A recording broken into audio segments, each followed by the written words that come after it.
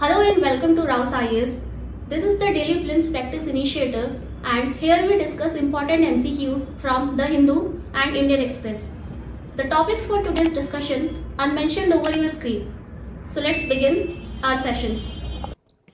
So the first news article for today appeared in the page number 7 of The Hindu. It talks about a recently released government report by the Indian Customs and the Directorate of Revenue Intelligence. Before we find out the proceedings of these report, let us solve the first MCQ for today. As UPSC has previously asked questions on various term and terminologies in news, like in 2020, we found a question on West Texas Intermediate. On the similar lines, we have framed the first MCQ for today, which states as ambergris, sometimes in news, refers to which of the following? Statement 1. It is a type of rare earth element used in electronic gadgets. It's an incorrect statement. Statement 2. It is an invasive alien species recently found in Western Ghats.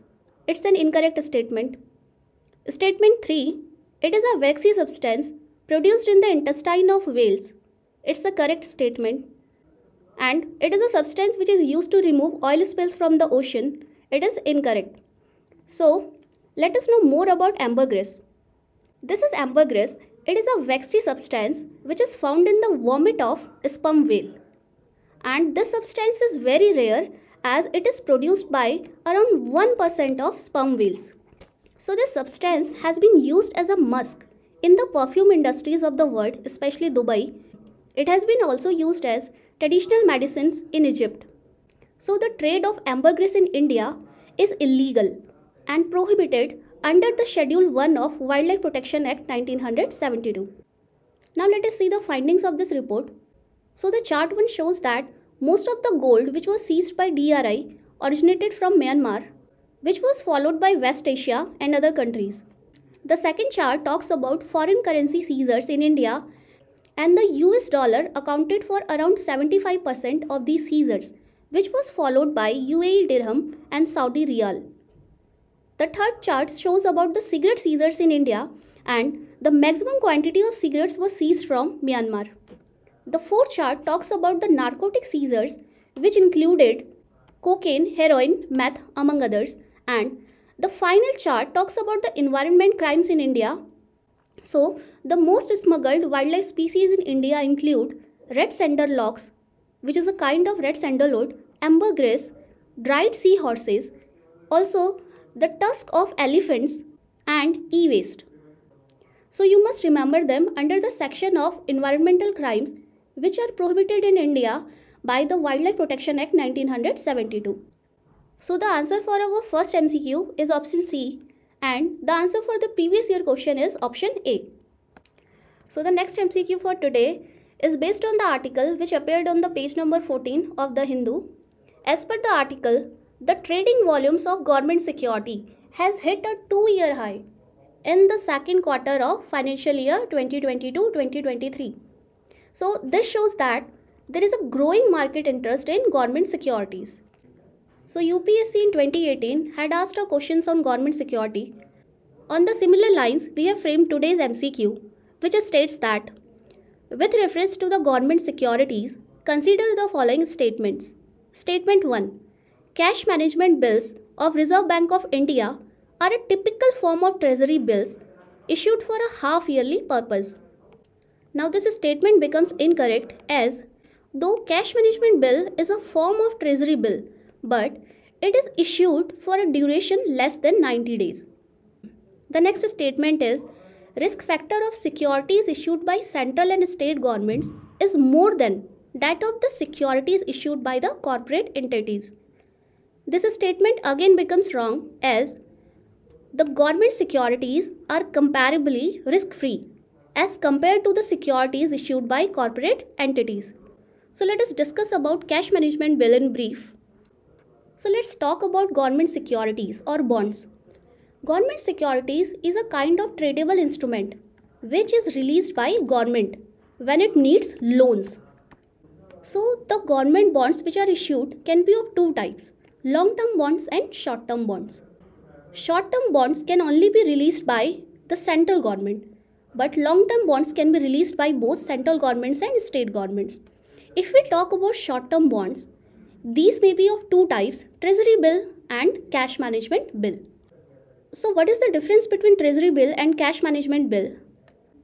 Cash management bill is a typical form of treasury bills, but it is issued by the central government to meet its immediate cash requirements, and it has a duration of less than 90 days, whereas the duration of treasury bills is more than 90 days. So we have three kinds of treasury bills with the duration 91 days, 182 days and 364 days. The short-term bonds are released for a period of less than 1 year, but the long-term bonds are released for a period of more than 1 year. So this is the difference between these two in brief. Hence, our answer to this practice question is option D, neither 1 nor 2, and our answer to the previous year question is option C. So our next MCQ is based on this particular article which appeared in the page number 7 of the Hindu. The article states that the government of Telangana is in process to bring the city of Hyderabad under the World Heritage Site on the lines of Jaipur and Ahmedabad. So World Heritage Site becomes important for UPSC prelims perspective. So in the year 2021, we saw this question and the correct answer for which is Dholavira, which is a World Heritage Site. On the similar lines, we have designed this practice MCQ, which states that consider the following statements. All World Heritage Sites in India are regulated as per the guidelines of World Heritage Convention under UNICEF. Now this statement becomes incorrect as the World Heritage Sites in India are regulated as per the guidelines of World Heritage Convention, but which is under UNESCO and not UNICEF. The second statement is Ahmedabad and Jaipur are the only historical cities of India in the World Heritage Site list. Now this statement is correct. So let us understand this statement.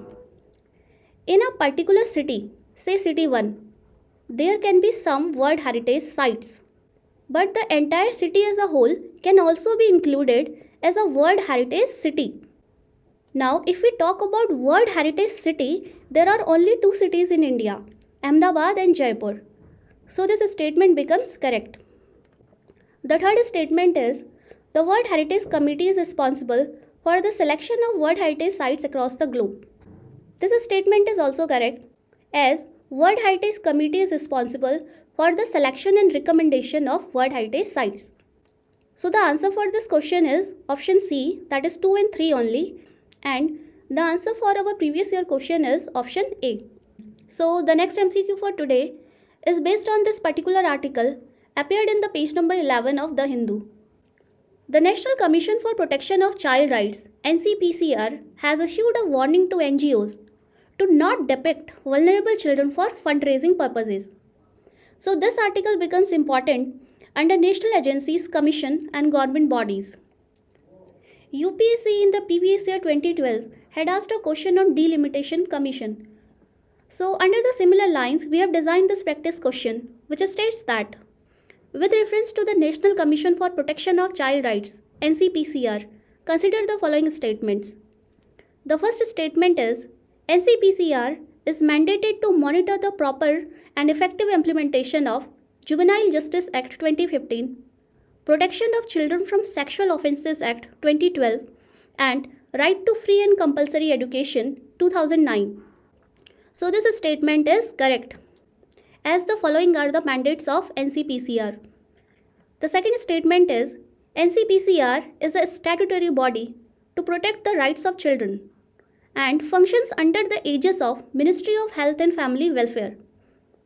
Now this statement becomes incorrect as NCPCR is a statutory body. This is correct, but NCPCR functions under the aegis of Ministry of Women and Child Development.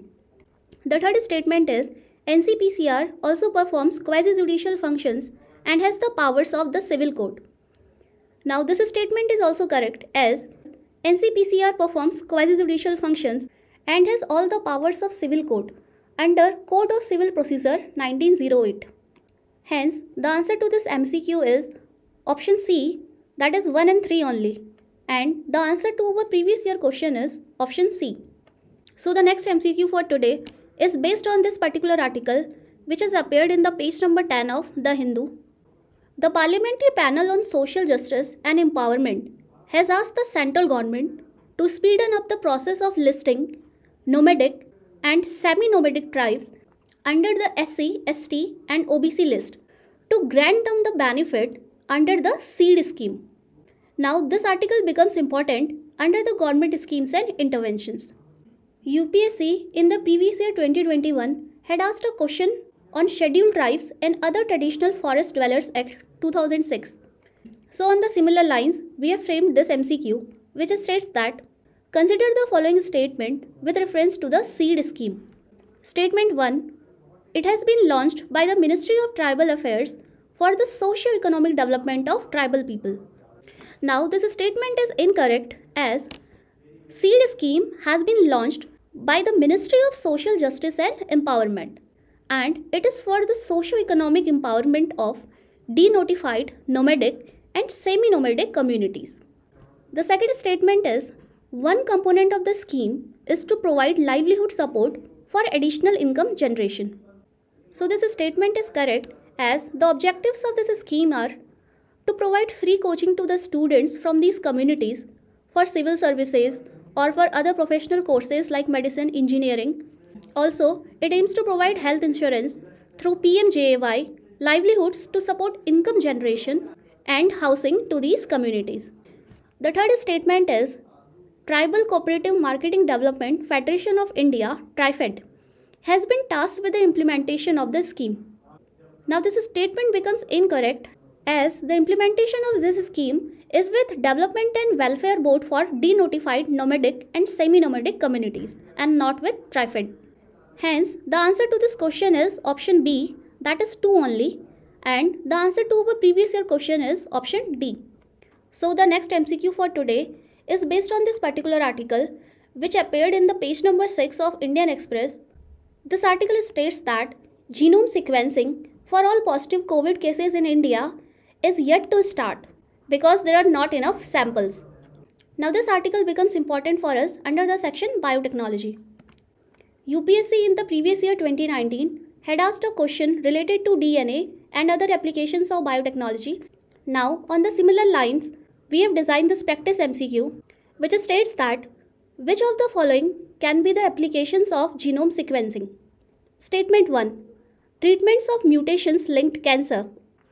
Now this statement is correct, as genome sequencing can help to identify the mutated gene which is causing cancer, and that gene could be silenced to prevent cancer.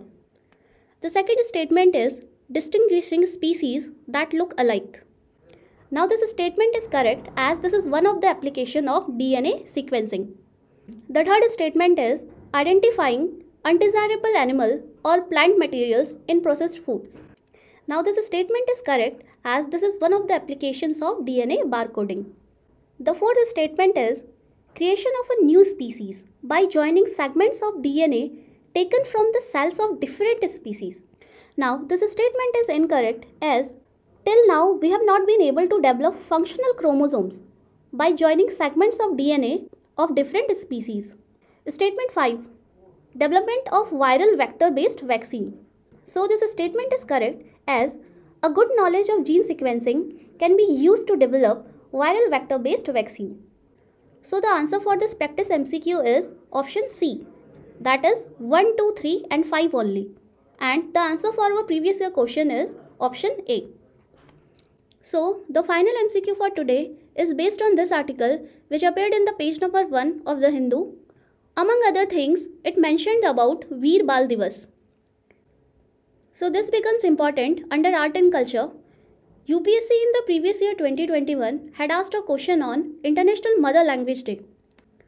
So let us solve this question. Veer Bal Divas was recently in news in relation to Statement 1. Government of India's effort to generate awareness about the Youth Parliament. This statement is incorrect. Defense Ministry's initiative to make students aware of the Army's contribution towards national security. This statement is also incorrect. Celebrated as a part of Dekho Apna Desh initiative for students. This is also an incorrect statement. Pay homage to the courage of Sahibzadas. This is the correct statement. So recently, on 26 December 2022, India celebrated its first Veer Bal Divas to pay homage to the courage of Sahibzadas, Baba Zorawar Singh and Baba Fateh Singh, who were the sons of Guru Gobind Singh. They are among the youngest martyrs in Sikhism, and they were sentenced to death and braked alive by Mughals under the orders of Mughal Emperor Aurangzeb. So the answer to this question is option D, and the answer to the previous year question is option B. So this brings end to our today's session. Stay connected for more updates. Thank you.